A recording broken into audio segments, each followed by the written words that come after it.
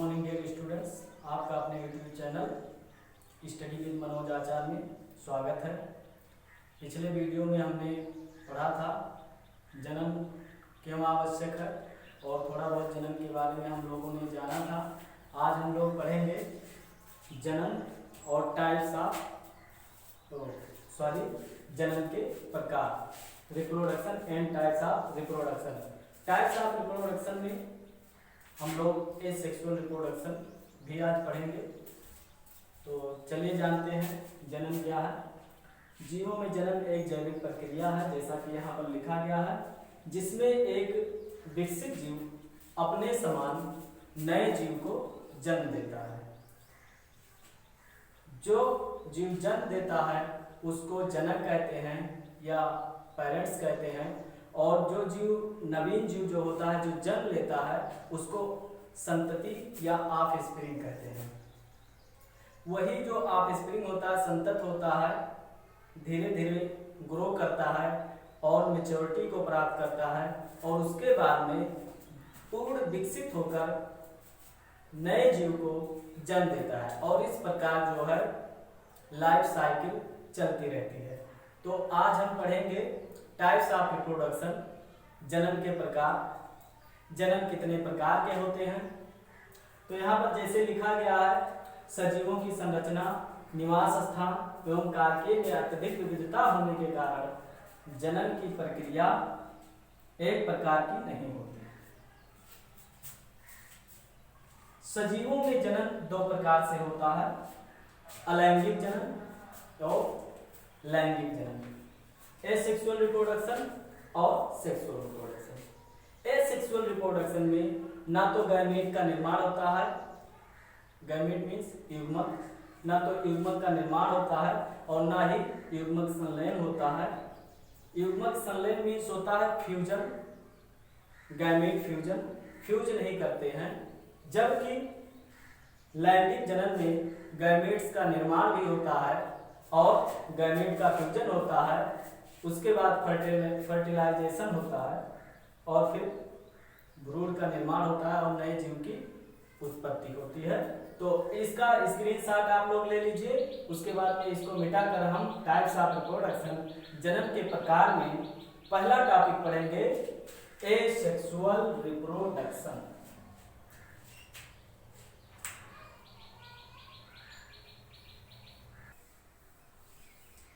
तो फ्रेंड्स सब देखिए, जैसे रिप्रोडक्शन, टाइप्स ऑफ रिप्रोडक्शन हमने अभी बताया आपको कि रिप्रोडक्शन जो है दो प्रकार के होते हैं, एसेक्सुअल रिप्रोडक्शन और सेक्सुअल रिप्रोडक्शन। आज हम एसेक्सुअल रिप्रोडक्शन का, अलैंगिक जन्म का विस्तार रूप से एक चार्ट बना दिए हैं। इस चार्ट को आज हम लोग समझेंगे, इसके बारे में जानेंगे और इसका जो नोट्स होगा ये हम कल आप लोगों को प्राप्त करवा देंगे।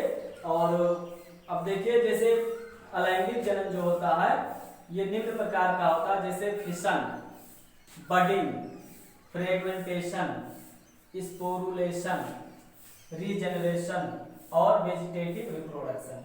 ये अलैंगिक जन्म के प्रकार हैं। लैंगिक जन्म को हम यहीं पर यहाँ पर क्लोज कर देते हैं, अभी इसको हम लोग देखेंगे भी नहीं, केवल बस हम लोग इतना जान रहे हैं कि रिप्रोडक्शन या जन्म जो है दो प्रकार का होता है। पहला यहाँ हम हेडिंग डाल दे रहे हैं ये, और यहाँ पर जो है बी, इस प्रकार हम देख रहे हैं।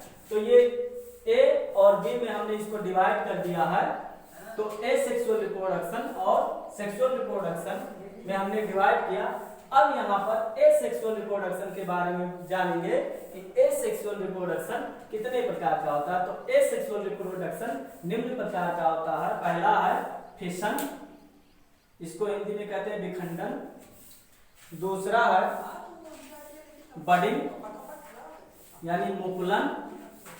फिर तीसरा है फ्रेगमेंटेशन यानी खंडन। चौथा है स्पोरुलेशन, बीजाणु जनन। पांचवा है हमारा रीजनरेशन, पुनर्जनन। और छठा है वेजिटेटिव रिप्रोडक्शन या कायिक प्रवर्धन। तो इस प्रकार कुल 6 प्रकार का जो है अलैंगिक जनन होता है। कहीं कहीं पर आप देखेंगे रीजनरेशन नहीं होता है। कहीं कहीं आपको बहुत सारी किताबें जो है बुक्स हैं उनमें आप देखेंगे तो fission, budding, fragmentation, sporulation, vegetative reproduction दिया रहता है, रीजनरेशन नहीं दिया रहता है। लेकिन यहाँ पर जो है डिटेल में हमें जानना है, इसलिए हम लोग जो है यहाँ पर रीजनरेशन को यहाँ पर जोड़ रहे हैं। सबसे पहले हम लोग आइए फिशन के बारे में देखते हैं। फिशन मीन्स होता है विखंडन। विखंडन मीन्स हम लोग जानते हैं, विखंडन मीन्स क्या होता है, टूटना होता है। विखंडन मीन्स टूटना। अब टूटना है, कितने भागों में टूटेगा? 2 भागों में भी टूट सकता है और 2 से अधिक भागों में टूट सकता है। इसलिए फिशन को जो है 2 भागों में डिवाइड किया गया है। पहला है बाइनरी फिशन और दूसरा है multiple fission. Binary fission means होता है द्विखंडन। द्विखंडन मतलब 2 भागों में टूटना। ये बाइनरी फिशन, इस प्रकार का रिप्रोडक्शन, इस प्रकार का जनन अमीबा में होता है। जैसे हम अमीबा का जो है एक पिक्चर बना रहे हैं, जैसे ये है अमीबा। उसके बाद में ये अमीबा जो है ऐसे बीच में से जो है कॉन्स्ट्रिक्ट हो जाता है और फिर उसके बाद में ये क्या होता है, 2 भागों में ऐसे डिवाइड हो जाता है। तो इस प्रकार 2 भागों में टूट जाता है, इसलिए इसको बाइनरी फिशन के अंतर्गत रखा गया है। अमीबा में जन्म जो है बाइनरी फिशन के द्वारा होता है। दूसरा है multiple fission. Multiple fission means होता है बहुखंडन। यानी यहाँ पर अमीबा ओनली 2 भागों में टूटता है, जबकि मल्टीपल फिशन में, बहुखंडन में जीव जो है कई भागों में टूटता है। जैसे आपका है प्लाज्मोडियम। अब प्लाज्मोडियम है, ठीक। अब ये कई भागों में ऐसे टूट जाता है और कई भागों में टूटने के बाद में नए जीव या नए संतति की उत्पत्ति होती है। तो इस प्रकार जो है इसे हम मल्टीपल फिशन या बहुखंडन जनन के अंतर्गत रखते हैं। अब दूसरा हमारा आता है अलैंगिक जनन में बडिंग, मुकुलन। ये मुकुलन मीन्स मतलब इसमें जो है 3 भाग होते हैं, टोरुलेशन, बाह्य मुकुलन और अंतःमुकुलन। इसको 3 भागों में बांटा गया है। जैसे टोरुलेशन, टोरुलेशन जो है पेनिसिलियम की कोनिडिया में देखा गया है। मतलब बडिंग जो होता है अतिवृष्ट, बहुत सारी कलिकाएं निकलती हैं और वो टूट टूट कर अलग जीव का निर्माण करते हैं। सेम प्रोसेस इसमें भी होता है एक्सटर्नल बडिंग में, लेकिन इसमें जो है एक छोटी सी कलिका, जैसे एक यहाँ पर उदाहरण हम दे रहे हैं हाइड्रा का। हाइड्रा एक छोटा सा जीव होता है, फिगर बन नहीं रहा है, देख लीजिए। और जैसे यहाँ पर छोटा सा एक कलिका निकलता है, इसको कहते हैं बड।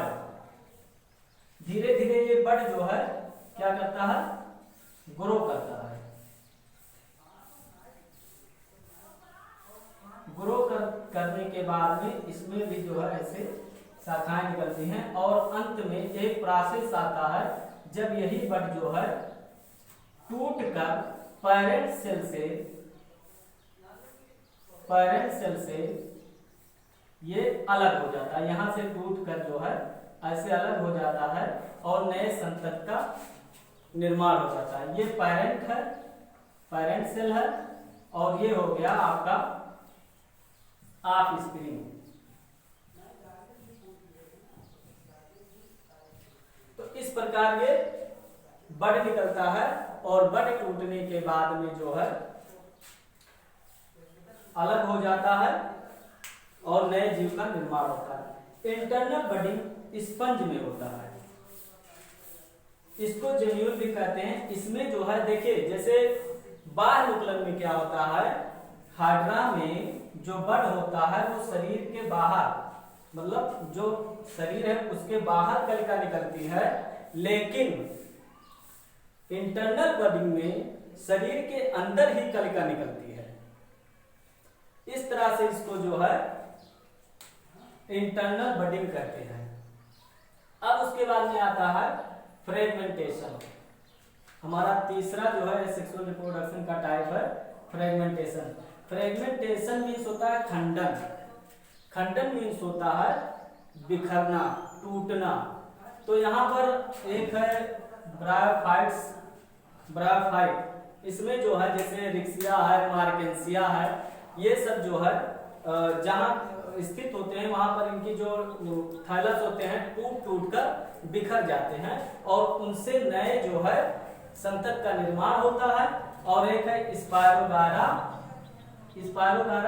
अभी ये फिगर नहीं है, ये मान लीजिए हम रफली आपको समझा रहे हैं, बस रफली समझ लीजिए। जब इसका डिटेल हम लिखवाएंगे, जब नोट्स तैयार करवाएंगे, तब हम आपको इसका बढ़िया फिगर बनाकर देंगे।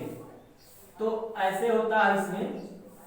और ये जो है ये ऐसे कई भागों में ऐसे, और ये कई भागों में ऐसे टूट जाता है और नए जीव का निर्माण करता है। इस प्रकार इसको फ्रेगमेंटेशन या खंडन जनन के अंतर्गत रखा गया है। उसके बाद में आता है स्पोरुलेशन। स्पोर्स से बना है स्पोरुलेशन। इसमें जो बीजाणु होते हैं, बीजाणु के द्वारा जनन होता है और नए जीव का निर्माण चल बीजाणुओं के द्वारा होता है, जैसे कि राइजोपस एक प्रकार का फंगल है और जितने भी मतलब फंगल हैं उनमें जो है स्पोरुलेशन होता है, बीजाणु जनन होता है। फिर आता है अगला स्टेप जो है रीजेनरेशन, पुनर्जनन या पुनर्उद्भवन।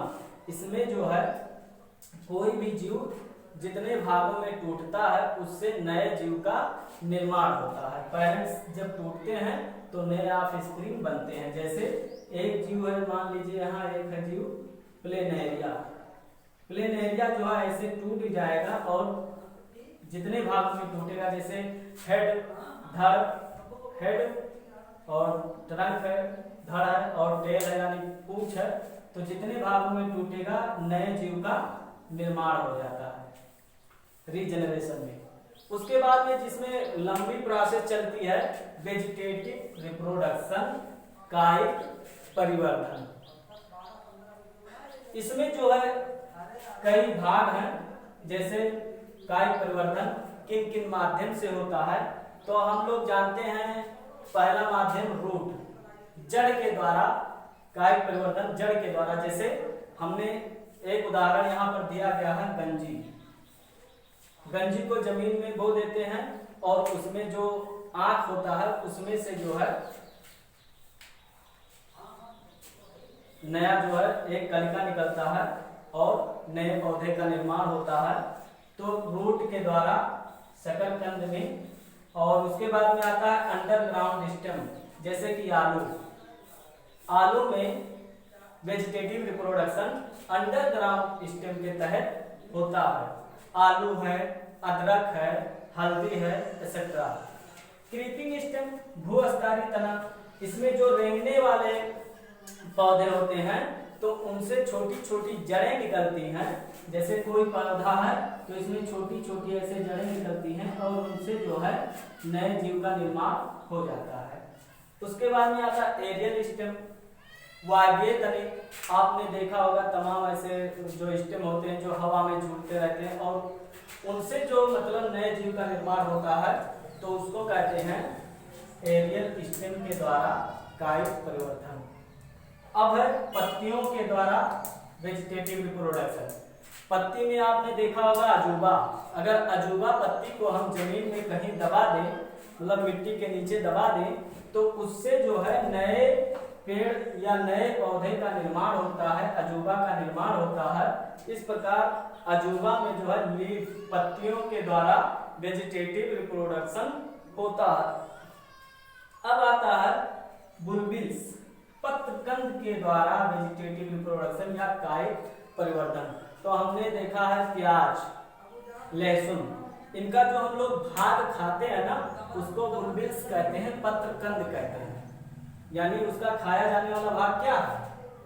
बुलबिल्स है, पत्रकंद, उसको खाते हैं और उसके द्वारा जो है प्याज और लहसुन ग्रो करके नए पौधे बनते हैं। तो इस तरह से आज हम लोगों ने थोड़ा बहुत जाना है एसेक्सुअल रिप्रोडक्शन के बारे में। आप लोगों को नेक्स्ट वीडियो में इसका जो है नोट्स तैयार करवाया जाएगा। So thank you.